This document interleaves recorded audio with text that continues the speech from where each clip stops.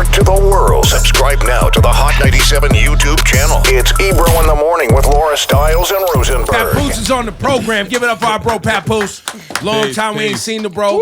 Papoose. It's Ebro, Laura, Rosenberg. Papoose, good to see you, sir. I think first and foremost, thank you. Thank you for the work as an MC that you put in 2021. Thank you, man. Putting out an album or a project, let's call it, every single month, right? Yeah, but thank you for the post you made, man. That was a big deal, man. That was a good look for me. You made a post on your gram where you basically gave acknowledgement to some of the work I did. Oh, okay, yeah. I don't know if you remember. Nah, look, I didn't remember, but I mean, it was from the heart. That mean it was genuine. Yeah, I wasn't. You know but I will say, if you did not know that Papoose did that, because there's a high possibility that if you don't follow Papoose or you ain't off in it, following MCs.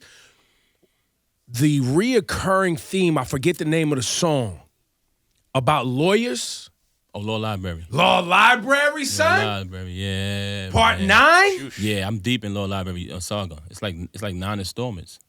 Part 9, though, I think it was on the July project. Yeah, July. I think it's actually, you hit it on the head, yeah. Well, and the reason that strikes a chord with me, because if you have any family members that have been incarcerated, right? My dad was always at the law library. Oh, really? Bruh, my dad was always at the law library fighting his case.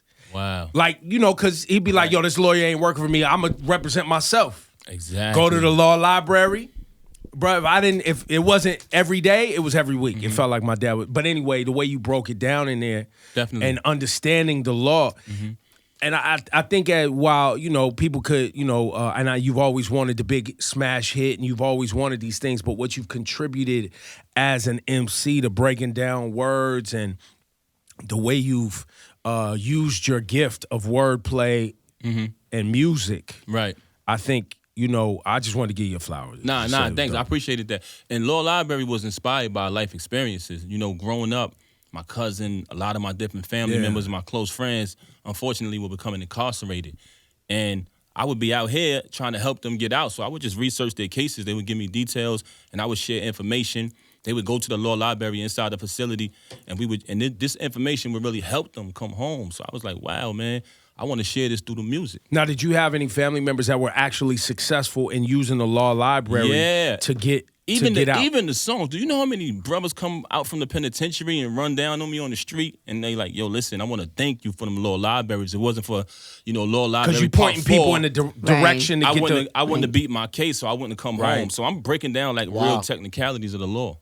Word. Not only that, Pat, the whole year, Pat, let me give you some of these stats, Laura and Ebro. Did a record with Wiz Khalifa.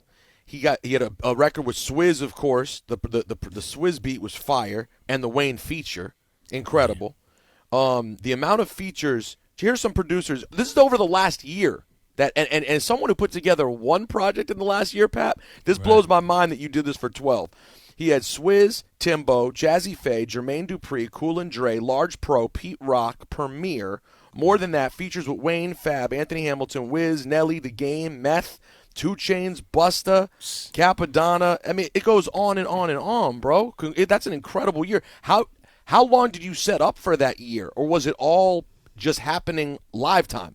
It all happened live, man. Even hearing you say it, even when I look back, I can't even believe I did that. I was able to do that. Bro, Rosenberg would walk in here stressed when he was working on his project. One project. Nah, it's not easy. It's not. Let me tell you something. My wife hated me in 21, man. She was like, yo, bro, sometimes I wouldn't even work through the whole month. I would wait till let's say April 30th. And I'm like, I got to do this project. I did November in one day. Wow. I did that shit in one day. Like you just locked in morning to night. Yep, and that's what I would do. I would chill out for the month, and then I would pick one day or maybe a day and a half where I'll just be locked in. I have my ideas, communicating with artists, communicating with producers, but when it was time to actually lay it down, because you know why? Some people say, you got to plan ahead. You can't be a last-minute person. But when you when you lock yourself in too early, you close the door on new opportunities and new creativity. I only got 30 days, so I need all the time I can to create the dopest material. So, do you? It seems like you like the pressure of the moment too. I think so too. Yep. Yeah. That's what my man Vinny be saying to me. He said, "Yo, Pap, you perform best under pressure." I be sitting there like, yo, they waiting for the project tomorrow, 31st, and I ain't laid one song. It's the 30th. And I said I was gonna do That's it. insane. It inspires me. It inspires me, man. And it came out dope every time. I was blessed. Talk about your fan base. I think it's good to give context to those hardcore fans that you have fans that have, rode for you since day one. Yeah. That are fans of your ability as a writer and an MC and your bookings and you know what I'm saying? And, Right. And I'm gonna go back to it because we've talked about it before. Your desires to be obviously to have the big radio hits in the mainstream, whatever. Absolutely. But you have something that people who have radio hits don't have. You know what I'm saying? And will never have. Wow. It's deep. It's deep like that. Yeah, thanks to all my fans, man, because it's very interesting. When I first said I was going to do this, a lot of people was like, yo, it's not going to work. Like, I had a distributor who turned his back on me, like, yo, you overlapping yourself. You can't do it. I spoke to you one time around, like, maybe March, and you was like, yo, I don't know what you're doing, but just keep flooding the platforms. You was like, yo, keep flooding it with more. So that's, you might not know, but shit like that is inspiring. Right. It tells me, okay, I'm on the right path.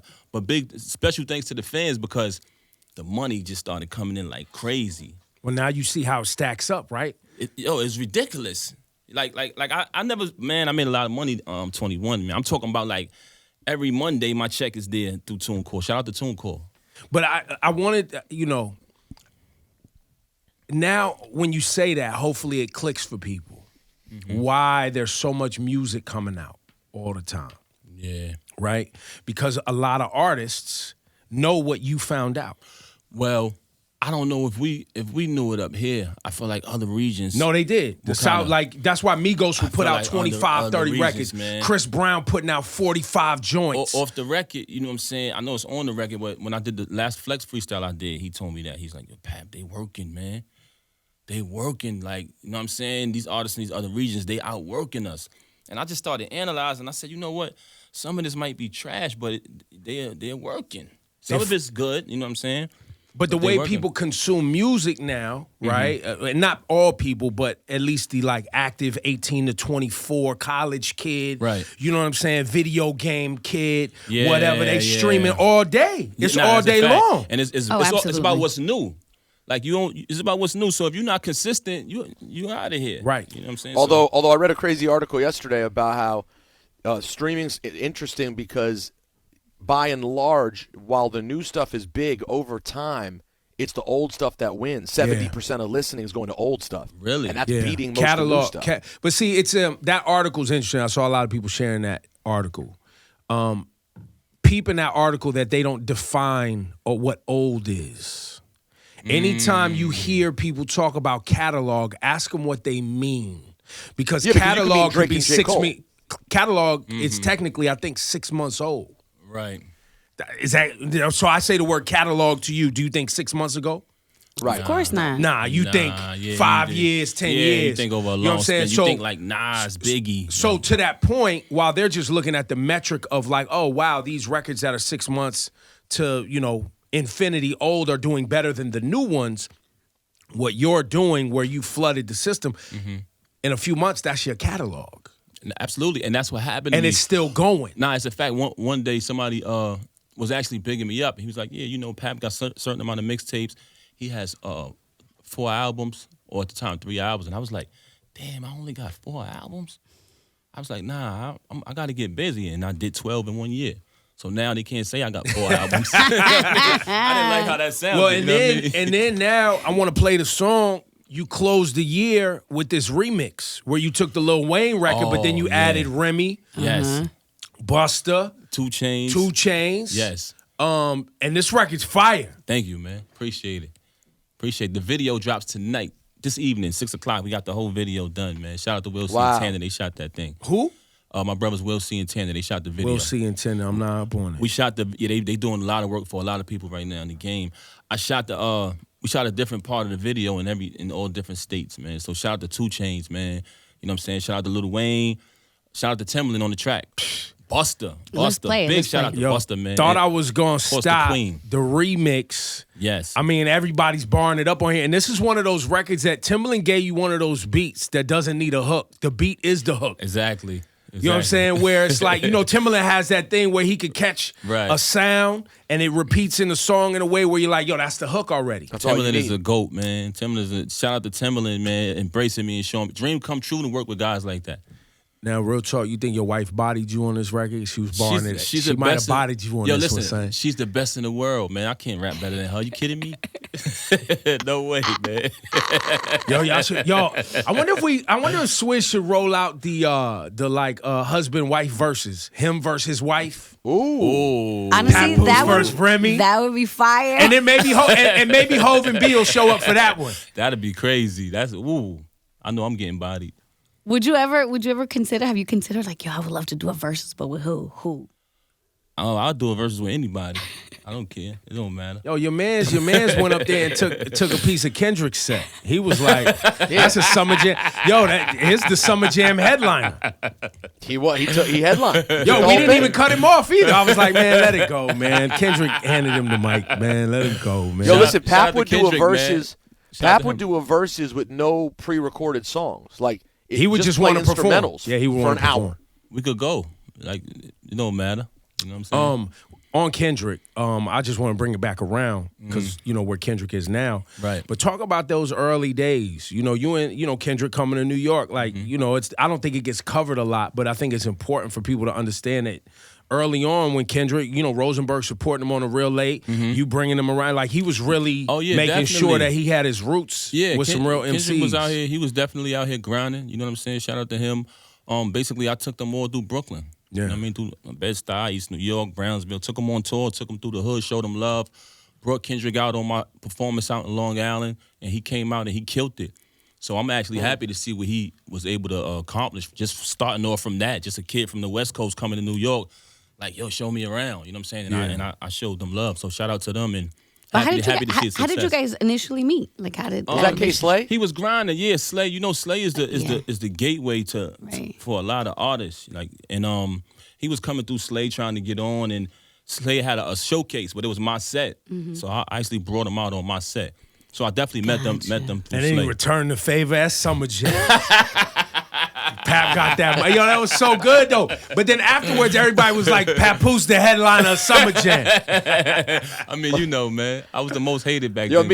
Me and Pap have a classic fight on the air right after that happened. Oh, yeah. Wait, what y'all fight about? On YouTube. When I called in, right? I don't even remember. I think I was making fun of it in some way, and Pap called the station, and it was funny. It's on YouTube. I mean, at the time, you was like kind of like teabagging Kendrick, so I was like, "Come on, Rosenberg." Okay, Kendrick is no.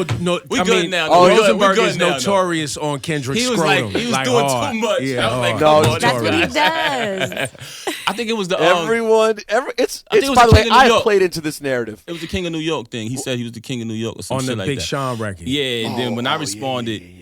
Everybody, started feeling sorry for him. Like, you didn't have to kill him that bad. You went too far. Like, he was like, yo, that's my man, but I'm from New York, and I got to do my thing. Yeah, I was like, yo, what you talking about? Like, come on, I showed you through Brooklyn. I showed you love. But shout out to Kendrick, man. That's over with. Do you think, Pap, that because like Ebro said, we all meet people who are just Pap stans, like, and you're a rapper's rapper. There are a lot of artists that appreciate you. Mm-hmm. Do you feel that in general, though, you've gotten the props that you deserve? Are you satisfied with the way people see Papoose, or do you think your legacy doesn't get its due? I'm definitely underrated.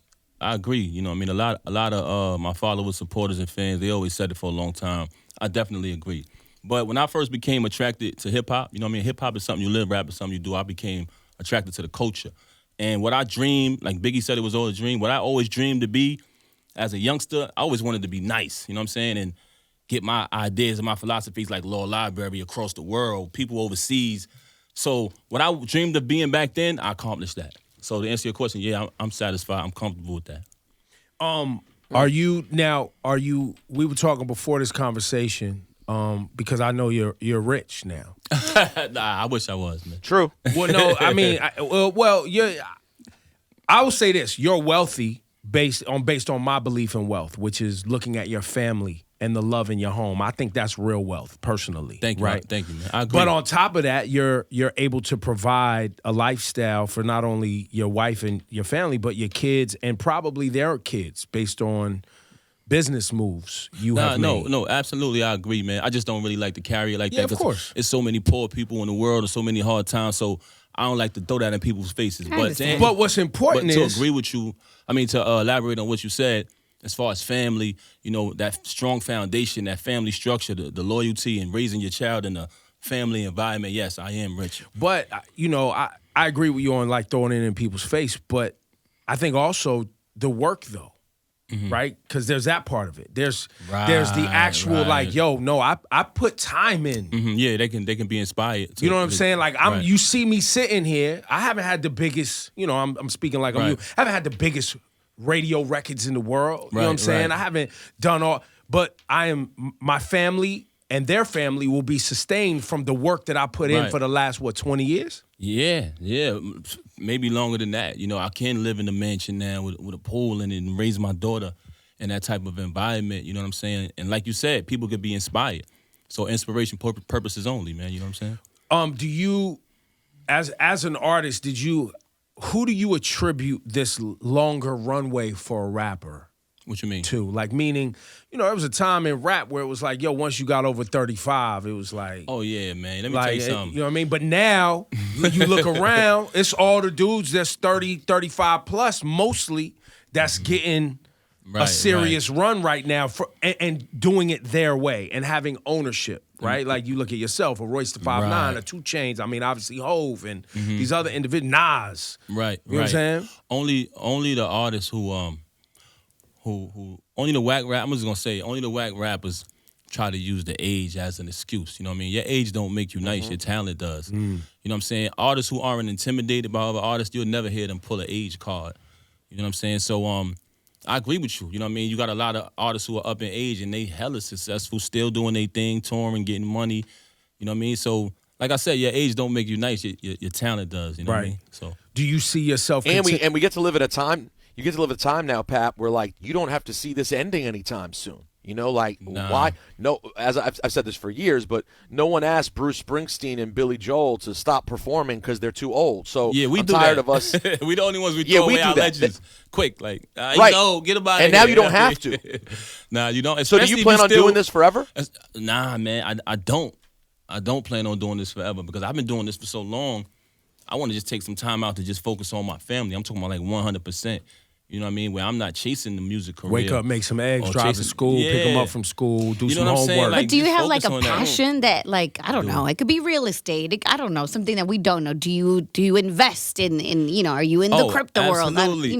What is it that drives you besides? Definitely real estate. You know what I mean? I also have a transportation business where I provide transportation for different people, Sprinter vans, SUVs. Oh, wow. Oh, dope. That's going real good. And I also got into the trucking business. So when you say passion, I ain't gonna lie to you, my passion is music. Yes. But I do that stuff, you know what I mean? Because to make money. Right, how long have these businesses been going?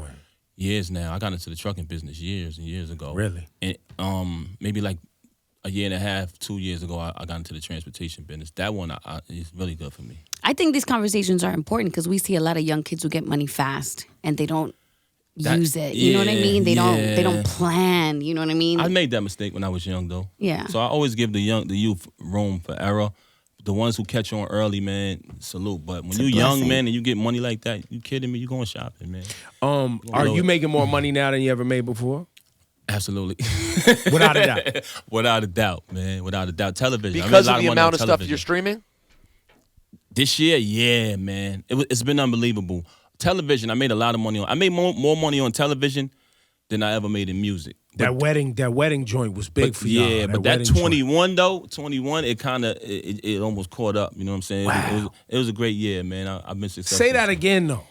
I think people need to marinate on that. You said I got a lot of money on television, and everybody saw it, and then we loved it. Everybody loved it. Mm-hmm. But in 21, where you put out 12 different projects, yes, that money alone from being that active, yes, almost caught up with the money you made from reality TV. Absolutely, 100%. Amazing. It's so consistent, and it's still going. You know what I mean? January came, I was like, I'm ready to drop January Part 2 and do this shit again this year. You know what I'm saying? Like that's how good it was. Why not? I know, man. I'm thinking about it, man. You know what happened was I said in the beginning of 2021, I said, "Yo, listen, oh man, my bad. Don't worry about it. In the beginning of 2021, I said, yo, man, this is my last year rapping. What I'm going to do is to show love to my fans. I'm going to drop a project each month titled after the current month, and then I'm out of here. I'm going. I'm retiring. Oh, wow. Yo, Jay Electronica hit me up.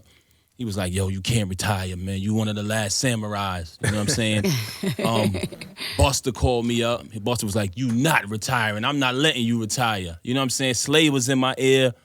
So these are people I respect, man. So many people I respect was like, nah, you can't do it. It can't happen. And then I had all the success. Now you can't leave. Shit is like a gang. Nah, Yeah. fam. You can't leave. That son. was Slay. Slay was like, nah, ain't no retire. Ain't no out. Get the fuck out of here, man. Go out there and fix that in the media. Word. Yo, that's fire. Yo, ladies and gentlemen, this brother Papoose is a lot of love. We've been through a lot with him. You've Thank been you, through a man. lot in this game. You continue to show up and give to the culture. Do it your way and the right way. And I want to play that Law Library Part 9. That's one of my favorite. I for some reason, Part 9 stood out to me the most out of all of them. Nah, that's crazy, Maybe man. We It's might the have to beat. play his joint. My favorite one for the year might be the joint with you and Method Man. Oh, That one's fun. We might wow. have Shout play out to both. Meth, man. Meth went play crazy that on too. that joint, man. Big shout out to Meth. You know what I mean? Shout out to Standard Man on production on that. Yo, so we won't get monthly this year. We'll maybe get seasonal. Yo, you must be psychic. Because I said, yo, man, I want to do it again each month. And my wife was like, let me Remy, know so which I Remy can was move it? out. She was like, nigga, you better do seasons or something. I was like, all right, man, Yeah, I'm there about to you do the go. seasons. You know, a spring, summer, Right. fall. 'Cause I was thinking holiday, and she was like, you know how many holidays it? I was like, all right, man. She's like, you better go seasons. That makes sense. Straight with seasons. Yo, one time for our Happy brother wife, Papoose. happy life. There you go. Listen There to you go. Remy. We don't want no smoke. Give it up, Papoose, one time, man. Nah, Yes, thanks, sir. y'all. Appreciate it for having me.